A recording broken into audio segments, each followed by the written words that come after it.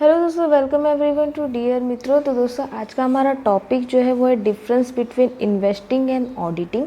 ये exam point of view से काफ़ी इंपॉर्टेंट टॉपिक है। इसमें आपको बहुत ज़्यादा स्ट्रेस लेने की ज़रूरत नहीं है, जस्ट बिकॉज 12 पॉइंट दे के काफ़ी लोगों का ऐसा हो जाता है कि हम इसमें से कितना याद रखेंगे। लेकिन दोस्तों अगर इसके बेसिक डेफिनेशंस अगर आपको याद रहेंगे, आपको ये पता रहेगा, क्लियर रहेगा कि ऑडिटिंग क्या है, इन्वेस्टिंग क्या है, कौन किसके लिए काम करता है, तो आप डिफरेंस बिटवीन जो है काफ़ी इजीली लिख सकते हैं। और उनके मेन पॉइंट ऑफ डिफरेंस आपको याद करने हैं, बाकी का चीज़ें तो हम लोग अपने हिसाब से लिख सकते हैं। ठीक है, तो चलो टॉपिक पे चलते हैं। सबसे पहले तो हमारा ऑडिटिंग और इन्वेस्टिगेशन का डेफिनेशन है डिफरेंस बिटवीन में। ऑडिटिंग का मतलब क्या होता है, तो कोई भी ऐसी चीज़ जो अकाउंट को एग्जामिन करती है, अकाउंट से नहीं, पीएनएल अकाउंट, ट्रेडिंग अकाउंट या बैलेंस शीट को एग्जामिन करती है, उसको हम लोग क्या बोलते हैं, ऑडिटिंग। इन्वेस्टिगेटिंग का मतलब क्या होता है, अगर कोई पर्टिकुलर चीज़ या कोई ऑब्जेक्टिव लेके हम अपनी कंपनी का इन्वेस्टिगेट करना चाहते हैं तो उसको हम लोग क्या बोलते हैं, इन्वेस्टिगेशन। ठीक है, फिर सेकंड हम लोग का दिया हुआ है उसके ऑब्जेक्ट। इनका ऑडिटिंग का मेन ऑब्जेक्ट क्या रहता है, जो हम लोग का एक्सपांस और इनकम है वो ट्रू एंड फेयर होना चाहिए। प्रॉफिट एंड लॉस स्टेटमेंट हम लोग का ट्रू एंड फेयर होना चाहिए। बैलेंस शीट हम लोग की टैली होनी चाहिए और वो भी हम लोग की कंपनी का फाइनेंशियल पोजीशन बताना चाहिए। ये किसका ऑब्जेक्टिव रहता है, ऑडिटिंग का। जबकि इन्वेस्टिगेशन का ऑब्जेक्टिव क्या रहता है, तो उसको जिस चीज़ के लिए इन्वेस्टिगेट करने बोल रहा है उसका मेन पर्पस वही रहता है, यानी इसका स्पेशल पर्पस रहता है, वो उसी के लिए काम करता है। ठीक है, थर्ड दिया हुआ है कंडक्टेड एट हुज इंस्टेंस, यानी किसके लिए काम किया जाता है। तो ऑडिटिंग किसके लिए किया जाता है, तो कंपनी के ओनर के लिए। अब ओनर कौन रहता है, तो शेयर होल्डर्स हो सकते हैं, या जिन्होंने पैसे लगाए वो हम लोग की कंपनी के ओनर रहते हैं, तो उनके लिए ऑडिटिंग की जाती है।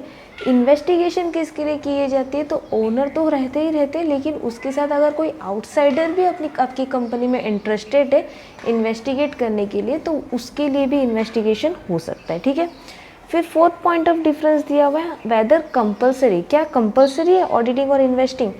ऑडिटिंग हर कंपनी के अंदर कंपलसरी है, हम लोग के कंपनी रूल्स एंड रेगुलेशन के हिसाब से। इन्वेस्टिगेटिंग इतना कंपलसरी नहीं है, अगर किसी को कोई चीज़ डाउटफुल लगती है या किसी चीज़ की नॉलेज डेप्थ में चाहिए तो उसको हम लोग है ना इन्वेस्टिगेशन के रूप में यूज़ कर सकते हैं।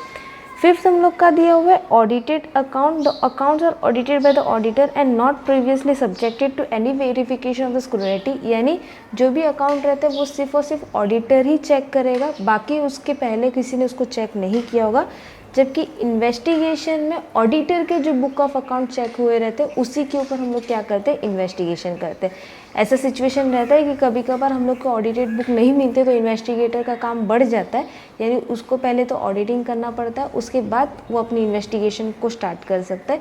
लेकिन मोस्टली चांसेस यही रहते हैं कि जो ऑडिटेड बुक रहते हैं उसी के ऊपर इन्वेस्टिगेशन होता है। ठीक है, सिक्स पीरियड, कितना टाइम चाहिए ऑडिटिंग और इन्वेस्टिगेशन के लिए, तो ऑडिटिंग के लिए मोस्टली हम लोग का 1 साल ही रहता है और इन्वेस्टिगेशन जो है लंबे समय तक चलता है, यानी 3 to 5 years भी लग जाते हैं।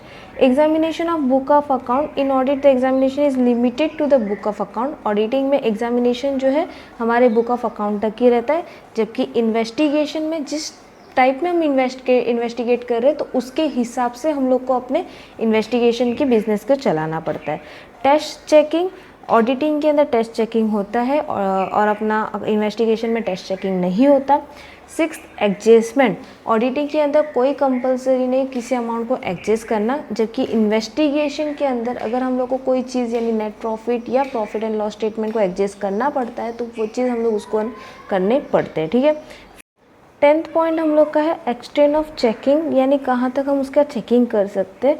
तो ऑडिट जो है वो मोस्टली पीएनएल अकाउंट और हम लोग का बैलेंस शीट चेक करने में ही काम आता है, जबकि इन्वेस्टिगेटिंग ऑलमोस्ट सब चीज़ों को इंक्लूड करता है, यानी जितने रिकॉर्ड्स है, जितने हम लोग के पास प्रीवियस ईयर्स के पेपर्स डॉक्यूमेंट जो पड़े हैं उन सबको चेक करना, ये हम लोग का इन्वेस्टिगेटर का काम रहता है। फिर उसके बाद 11 पॉइंट दिया हुआ है कि कौन कंडक्ट कर सकता है, तो ऑडिटिंग जो है मोस्टली चार्टर्ड अकाउंट कंडक्ट करता है और इन्वेस्टिगेशन के लिए स्किल और नॉलेज होना काफ़ी ज़्यादा ज़रूरी है, इसके लिए यहाँ पे एक्सपीरियंस पर्सन की ज़रूरत रहती है।